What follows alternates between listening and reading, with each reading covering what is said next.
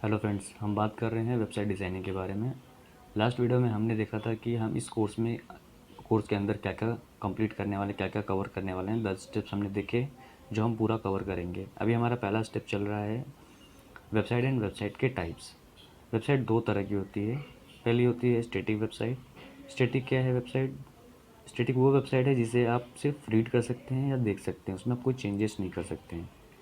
Same ऐसे ही second type है हमारी डायनामिक वेबसाइट, जिस पे आप कोई भी एक्शन ले सकते हैं। लाइक आपने इंस्टाग्राम देखा है, आप इंस्टाग्राम पे आप लाइक कर सकते हैं, कमेंट्स कर सकते हैं, कुछ पोस्ट कर सकते हैं। सेम एज OLX पे आप लिस्टिंग कर सकते हैं। कुछ सेल करना है या कुछ बाई करना है तो आप उस पर कर सकते हैं। मीन्स डायनामिक वेबसाइट में आप बहुत सारी चीज़ें, बहुत सारे एक्शंस आप ले सकते हैं। और दोस्तों डायनामिक वेबसाइट जो है बहुत ही अपर लेवल की होती है। उस टाइप के ऑप्शंस आपको इसमें नहीं मिलेंगे, इस कोर्स में नहीं मिलेंगे। पर हाँ, जैसे कि आपको कोई लीड फॉर्म जनरेट करना है या फिर किसी के कमेंट्स लेने हैं या लाइक्स लेने हैं, तो आप इसके अंदर ले सकते हैं, जो हम आपको बताएंगे डायनेमिक वेबसाइट के अंदर। हमारा जो कोर्स रहेगा स्टैटिक कम डायनेमिक रहेगा। दोस्तों जो वेबसाइट होती है उसको बनाने के जो प्लेटफॉर्म होते हैं वो कौन कौन से होते हैं आइए जानते हैं। पहला होता है वर्डप्रेस, सेकंड होता है HTML, CSS, जावा, जावास्क्रिप्ट, .NET या PHP। ये सारी की सारी लैंग्वेजेस हैं। अगर आपको ये लैंग्वेजेस आती है, वेल एंड गुड, आप यहाँ पे आप इसके थ्रू आप वेबसाइट बना सकते हैं। पर जिनको वेबसाइट नहीं जिनको ये लैंग्वेजेस नहीं आती, like HTML, CSS, PHP, .NET, जावा स्क्रिप्ट, ये सारी जिनको नहीं आती हैं, तो उनके लिए हमने ये कोर्स रखा हुआ है जो हम वर्डप्रेस में बनाने वाले हैं। क्योंकि जिनको लैंग्वेज नहीं आती है, टेक्निकल नॉलेज नहीं है, वो भी इजीली वेबसाइट बना सकते हैं। आइए बात करते हैं वर्डप्रेस। वर्डप्रेस क्या है? वर्डप्रेस एक्चुअल में एक रेडीमेड सिस्टम होता है या एक पोर्टल होती है जिसके ऊपर अनलिमिटेड थीम्स अवेलेबल है, जिसके बेस पे आप आराम से ड्रैग एंड ड्रॉप करके आप एक वेबसाइट बना सकते हैं। आइए पढ़ लेते हैं। WordPress is a PHP based CMS which provides unlimited themes and easy to make website. CMS is a content management system. तो वर्डप्रेस PHP के ऊपर बना हुआ एक पोर्टल है। CMS यानी कि कंटेंट मैनेजमेंट सिस्टम, जो आपको अनलिमिटेड थीम प्रोवाइड करता है and easy to make website उस पर्सन के लिए जो बिल्कुल भी नॉलेज नहीं रखता है कोडिंग के बारे में।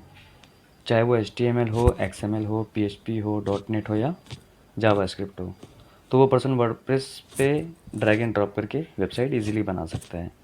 अब बात करते हैं वेबसाइट वर्सेस शॉप के बारे में। वेबसाइट क्या होती है? एक वर्चुअल स्टोर होती है जिसको आप टच एंड फील नहीं कर सकते हैं, क्योंकि वर्चुअल मीन्स ऑनलाइन है, फिजिकल नहीं होती है। ये 24/7 ओपन रहती है। आप इसे किसी भी कंट्री से कभी भी कहीं पे भी 24/7 एक्सेस कर सकते हैं वाया इंटरनेट। पर जो शॉप होती है दोस्तों, उसमें वो एक फ़िज़िकल स्टोर होता है, आप इसे टच एंड फ़ील कर सकते हैं। उसकी बाउंड्री लिमिटेड होती है, ऑडियंस लिमिटेड होते हैं, और ये एक्सपेंसिव भी होती है क्योंकि स्पेस की रिक्वायरमेंट होती है, स्पेस रिक्वायर करता है ये।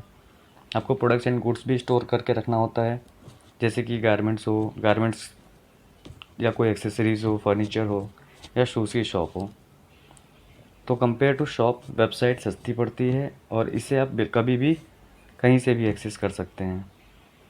शॉप का जो गुड्स होता है वो हो गए जैसे कि क्लॉथ हो गए, गारमेंट्स हो गए, शूज़ हो गया, या कोई भी सामान आप ले सकते हैं, वो शॉप के गुड्स होते हैं। वैसे ही सेम वेबसाइट का भी एक गुड्स होता है जो कंटेंट होता है। और ये कंटेंट कैसे बनता है? टेक्स्ट, इमेजेस और वीडियोस से। यानी आपको वेबसाइट के अंदर 3 चीज़ प्लेस करनी पड़ती है, जो कि टेक्स्ट है, इमेजेस एंड वीडियोस हो गए। ये 3 चीज़ें मिला के आपकी वेबसाइट रेडी होती है, जिससे आप अपनी सर्विसेज या अपने प्रोडक्ट्स सेल कर सकते हैं। दोस्तों इमेज या वीडियो ऐसे होने चाहिए जो एक बार में देखने पे आपके व्यूवर्स को ऐसा लगे कि वो बहुत सारी चीज़ें रिप्रेजेंट करे या हज़ारों वर्ड्स कहे। 1 इमेज और 1 video equal to 1000 of words. इसलिए ऐसे इमेज चूज़ करें जो एक ही बार में 1000 ऑफ वर्ड्स या बहुत सारी चीज़ें कहें। आपके व्यूवर्स को पता है कि बहुत सारी चीज़ें वो वीडियो या इमेजेस से कवर हो जा रही हैं। आगे चलते हैं। अब देखते हैं हमारे पास कुछ एक्सटेंशंस होते हैं जो वेबसाइट बनाने में काम आते हैं। वेबसाइट बनाने के लिए 2 चीज़ों की ज़रूरत होती है। पहला होता है डोमेन और एक होता है सेकंड होस्टिंग। डोमेन क्या होता है? वेबसाइट का जो नाम होता है वो डोमेन होता है, जैसे कि abc.com, amazon.com, facebook.com, instagram.com। facebook.com एक डोमेन नेम है और जो .com लगा हुआ है वो एक एक्सटेंशन है।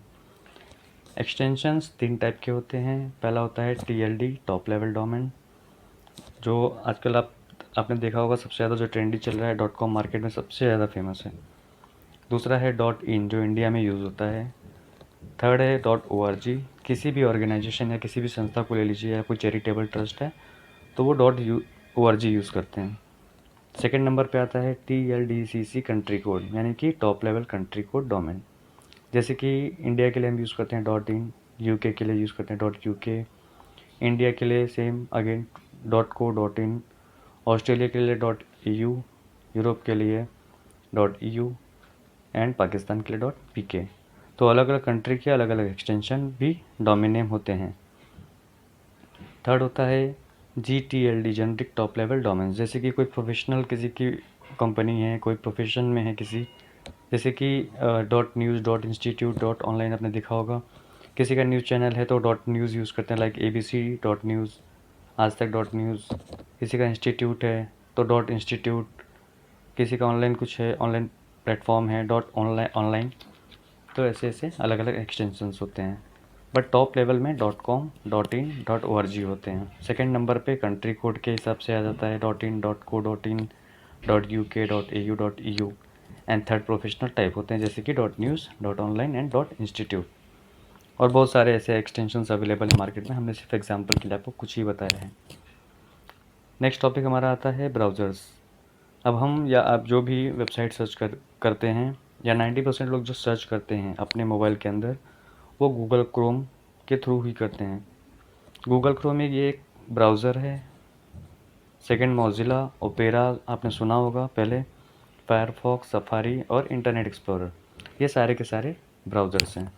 पर सबसे ज़्यादा जो यूज़ होता है मार्केट में और सबसे ज़्यादा जो फेमस है वो है गूगल क्रोम, यानी मोस्ट ऑफ वेबसाइट जो रन होती है वो गूगल क्रोम पे रन होती है। आप अदर्स ब्राउज़र यूज़ कर सकते हैं, पर हम जो काम करने वाले हैं वो गूगल क्रोम पे करेंगे, क्योंकि हमारा जो SEO, सर्च इंजन ऑप्टिमाइजेशन और गूगल एडवर्ड्स, ये सब गूगल क्रोम पे चलने वाला है। अब अगला हमारा टॉपिक आता है शॉर्ट कोड्स। ये क्या होता है शॉर्ट कोड्स?